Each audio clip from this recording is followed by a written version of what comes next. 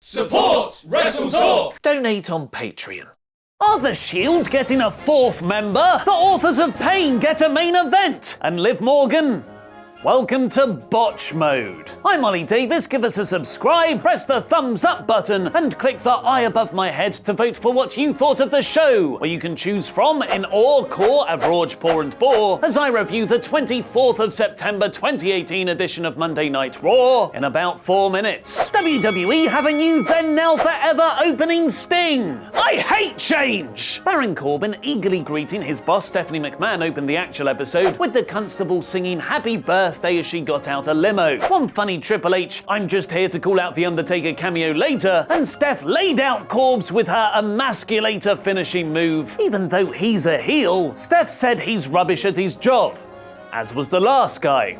And the guy before that. Stephanie, I'm starting to think you're the problem here. McMahon then booked a main event of The Shield versus Corbin and 2 mystery tag partners, who, going by the match graphic, are both The Miz. The Shield came out through the crowd to mild applause next, or if you're going by Michael Cole's commentary, what an ovation! Oh my! Roman Reigns explained how The Shield are the bestest people in WWE right now, because they've got all the titles. He's the Universal Champion, Seth Rollins is Intercontinental Champion, and Dean is awkward. This was the first chapter in Raw's night-long narrative, playing on Ambrose as the Shield member taken for granted. The Dogs of War later pointed out that Dean became WWE Champion all by himself on SmackDown, but has played second fiddle to Seth and Roman since coming to Raw. And look how quickly Rollins replaced him with Jason Jordan earlier this year. To actually build Mixed Match Challenge on a main show, so it is main roster continuity. Finn Balor took on Jinder Mahal ahead of their mixed tag with Bayley and Alicia Fox. After some Sunil Singh shenanigans, Bayley grabbed Jinder's leg for one of the biggest pops of the night, helping Finn win off the distraction. Brie Bella also got a decent pop with her yes kicks in the Bellas and Natalya versus the Riot Squad. Unfortunately, one of those pops was Liv Morgan's jaw likely being knocked off.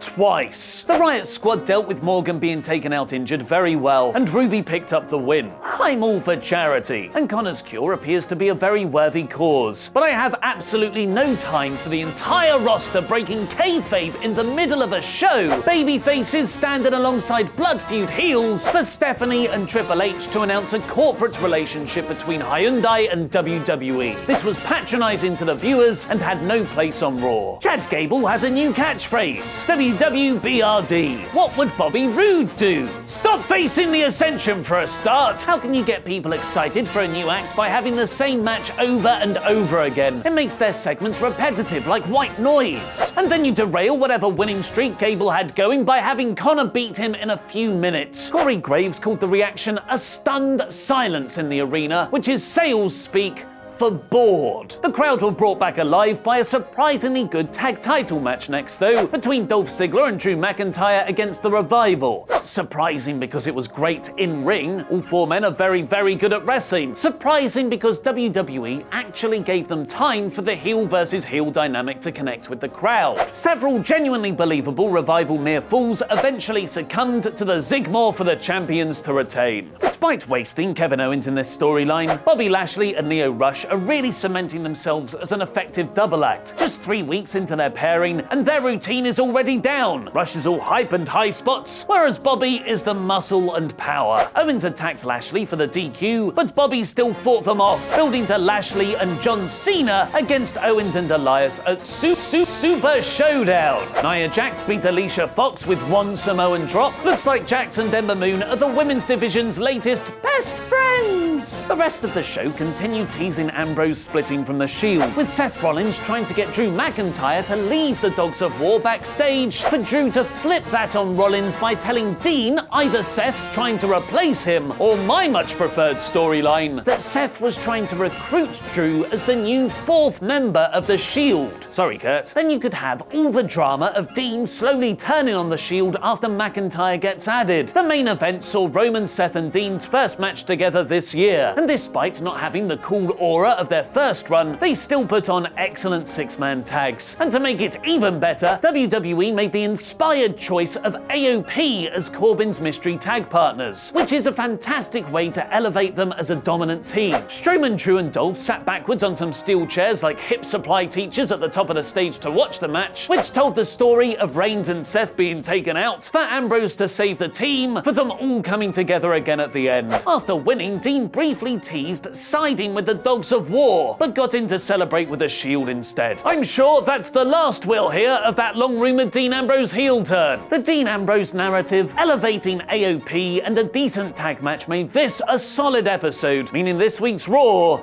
is average. What is going on with Finn Balor's rating in WWE 2K19? Find out that and 19 other of the most shocking ratings in the game by clicking the WrestleTalk.com link on screen now. I've been Ollie Davis, and that was wrestling.